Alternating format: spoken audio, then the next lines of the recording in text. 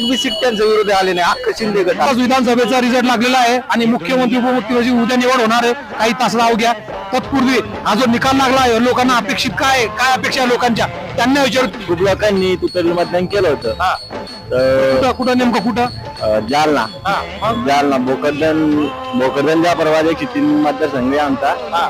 तर आमच्याकडं खूप लोक म्हणजे 75% लोकांनी मतदान तुतरला केलं होतं. मग तुझं पडलं नाही का? नाही पडलं. निकाल आहे हे आम्हाला अपेक्षित नाही. लाडक्या बहिणी जवळ तुझा मनातला मुख्यमंत्री कोणते? शिंदे साहेब. तर जे निकाल आला त्याचं मान्य करणं जात. मुख्यमंत्री कोण तुमच्या मनातलं? कोण झाला पाहिजे ते नाही, पण फडणवीस झाला नाही पाहिजे. मुलांच्या तयारी करणाऱ्याच्या भविष्यासाठी योग्य माणूस नाही. आता चहावाले भाऊ हे सांगा तुम्ही मला, आता चहावाला देशाचा पीएम बनला, फडणवीस साहेब ठीक वाटते.